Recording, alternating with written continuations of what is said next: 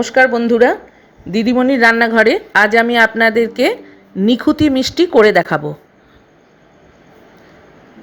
উপকরণগুলো স্ক্রিনে পড়ছে, দেখে নেবেন।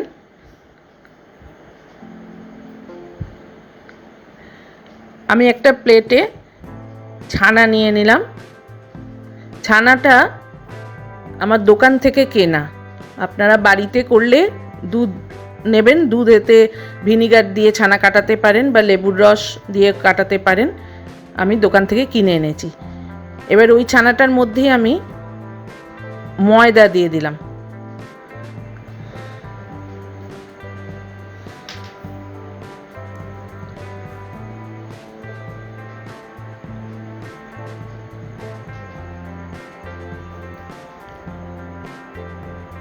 একটু চাল গুঁড়ো দিলাম।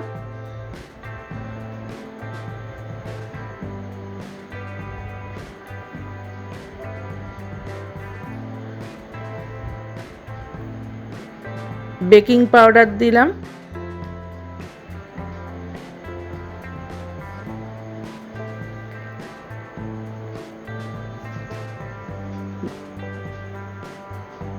বেকিং সোডা দিলাম।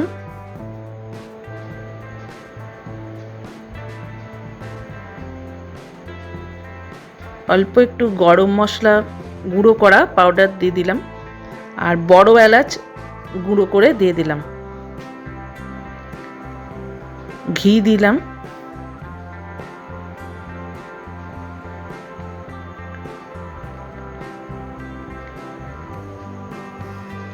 অল্প চিনি দিলাম।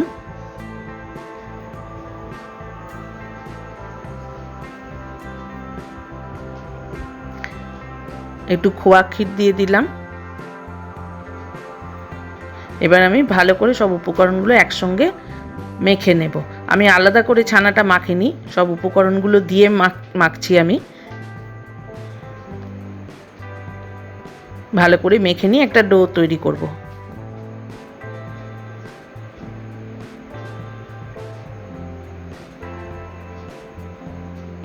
আমার মাখা হয়ে গেছে। আমি ছানাটাকে দুভাগে ভাগ করে নিলাম, কারণ আমি দু রকম দেখাবো আর কি করে নিখুঁতিটা।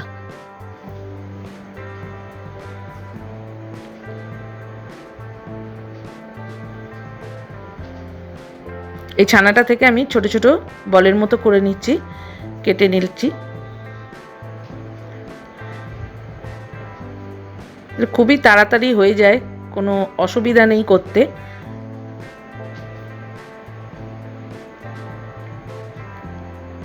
খেতেও খুব সুস্বাদুই হয়।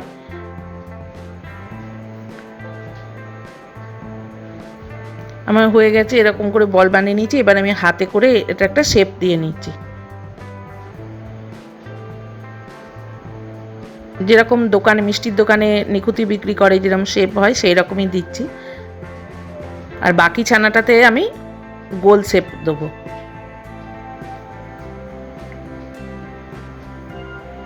খুব বেশি বড় বড় হবে না এগুলো,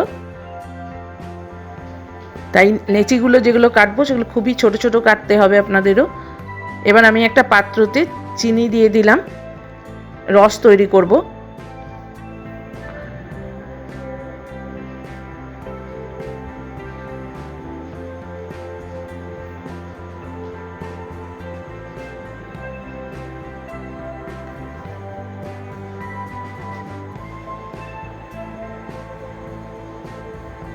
জল দিয়ে দিচ্ছি।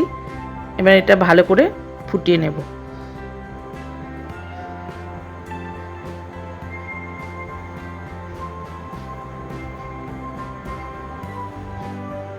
রসটা ফুটছে, আমি ততক্ষণে আরেকটি কড়াতে গ্যাসে বসিয়ে দিয়েছি। কড়াটা গরম হয়ে গেছে। আমি এতে ডালটা দিয়ে ভাজবো বলে তাই ডালটা দিলাম।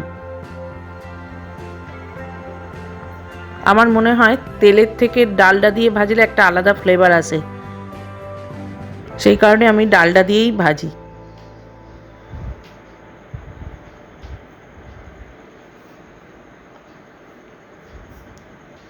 বা শুধু ঘি দিয়েও ভাজা যায়। আমার চিনির রসটা অনেকটা ফুটে গেছে, আর এদিকে তেলটাও গরম হয়ে গেছে। আমি হালকা, মানে গ্যাসটা হালকা কম আঁচ করে দিয়েছি।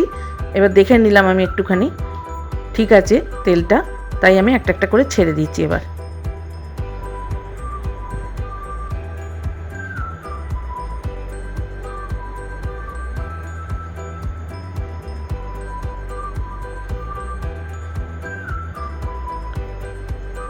একসাথে অনেকগুলো আমি দেব না, মোটামুটি দেব যতটা হয়, অল্প অল্প করে দিয়ে ভাজবো। এক পিঠটা একটু শক্ত হয়ে গেলে উল্টে দেব।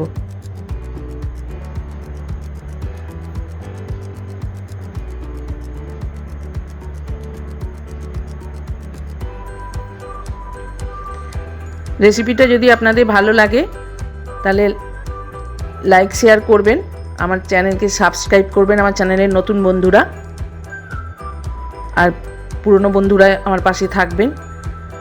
দেখুন আমারটা ভাজা হয়ে গেছে, এইভাবে আমি তুলে নিয়েছি। আমি আবার কিছু দিয়ে দিচ্ছি।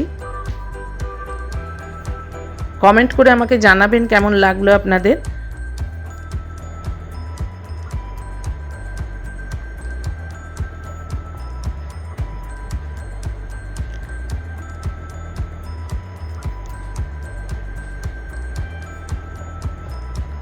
এইভাবেই আমি সবগুলো ভেজে নেব।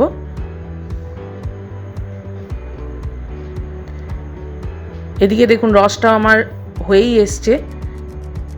রসটা এক তার বা দু তারের কোনো দরকার নেই, রসটা একটু মোটা হওয়া নিয়ে কথা, একটু মোটা হলেই হয়ে যাবে।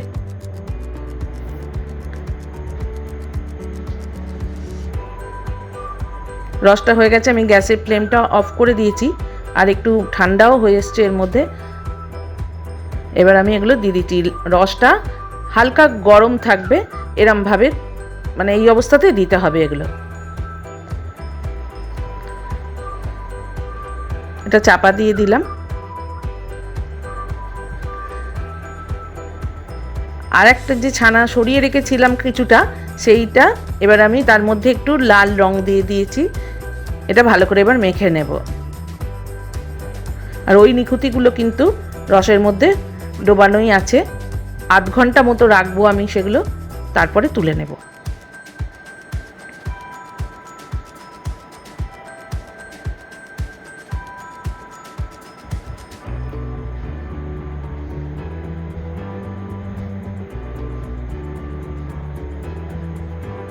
এটাও মাখা হয়ে গেল। এবার এর থেকেও আমি আবার ওই ছোট ছোট বল তৈরি করে নেব।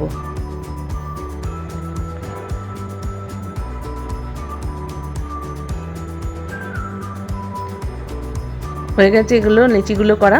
এই দেখুন এগুলো আমি গোল গোল করছি, ওইরকম লম্বা আর করব না, কারণ নিখুঁতি গোলও হয় ছোট সাইজের, আবার লম্বাও হয়।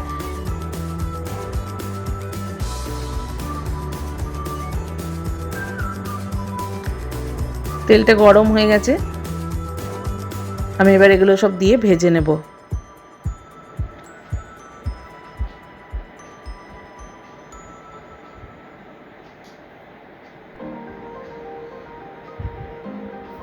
একটু রং দিলে এই নিখুঁতিটা আরো বেশি ভালো দেখতে হয়। আপনারা দেখতে থাকুন, দেখবেন কেমন লাগে পরে।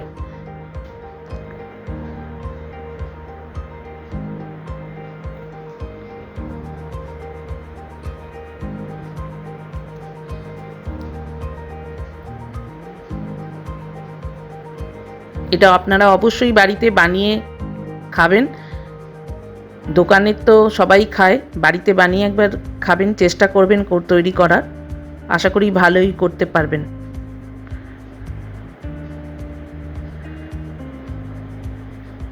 আমার হালকা হালকা ভাজা হয়ে গেছে, দেখুন পুরোটাই হয়ে গেছে। এবার তুলে নিচ্ছি আমি।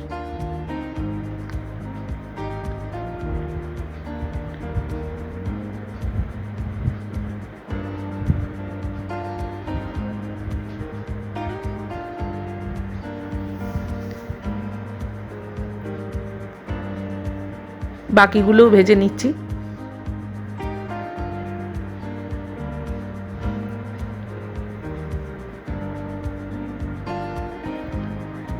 আগের নিখুঁতিগুলো রসেই রয়েছে, একটু সাইড করে দিয়ে আমি এই নিখুঁতিগুলো এবার ঢেলে দেব।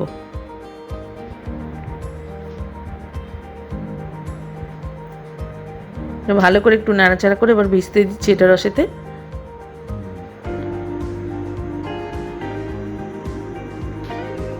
দেখুন আমি তুলে নিয়েছি রস থেকে, কত সুন্দর দেখতে হয়েছে। এবার আমি এর ওপর থেকে একটু খোয়া ক্ষীর ছড়িয়ে দিচ্ছি। আমি একটা নিখুঁতি আপনাদের ভেঙে দেখাবো। দেখুন ভেতরটা কত ভালো হয়েছে, কত রসালো হয়েছে।